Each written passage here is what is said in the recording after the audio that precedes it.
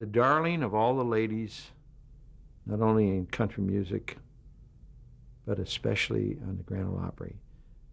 Minnie was not necessarily a singer, but we came to the discovery just before she died, and this was through Grandpa Jones, that the man who wrote Pif You're Gone, Bix Reitner, was also the one that wrote the song called Papa Loves Mambo, da da da da da da da da da da da. And little did we know that Minnie Pearl and Grandpa Jones, way back when, had recorded that song. And this surfaced when Minnie was ill. And how do I know that? When Minnie was convalescing more or less in the hospital, we knew she had cancer. Grandpa Jones and I went to visit her. And they got to talking about old times, and that's when the discovery was made. And you know how it is when you're in your deathbed, you go back and remember the good things in life. But there was, not only did they talk about having recorded that song, which we later found a copy, but there was something strange that happened on that visit, and Minnie was just looking at Grandpa. And it so happened that Grandpa Jones's wife was there. So it was Pa, myself, his wife, and Minnie Pearl. And I noticed that there was a bit of sweetness in that look between Minnie and Grandpa Jones. And of course, they did things together over the years.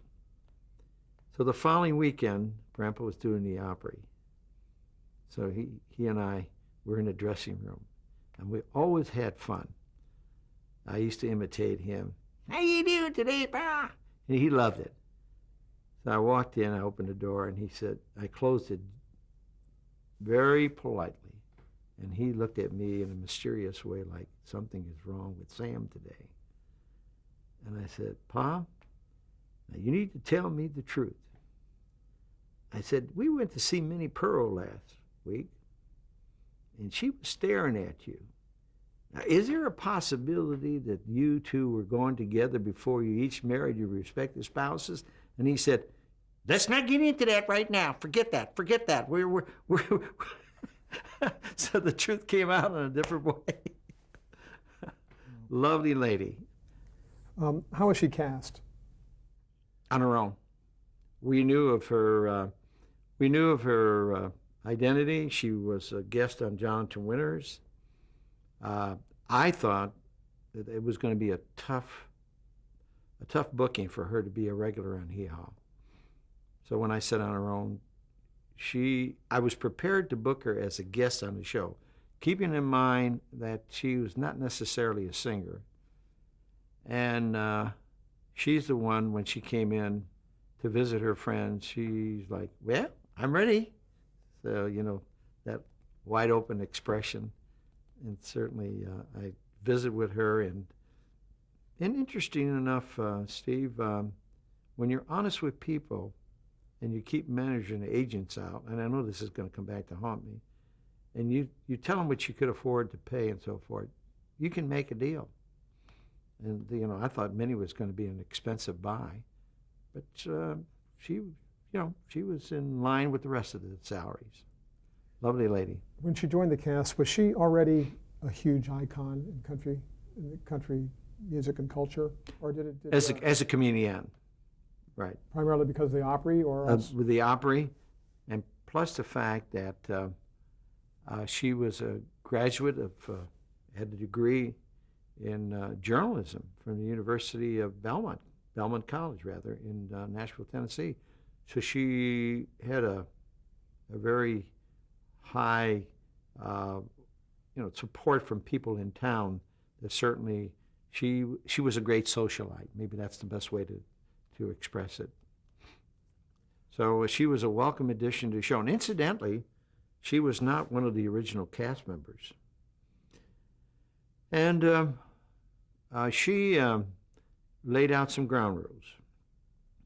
One of which was, I will let you know when I can come in.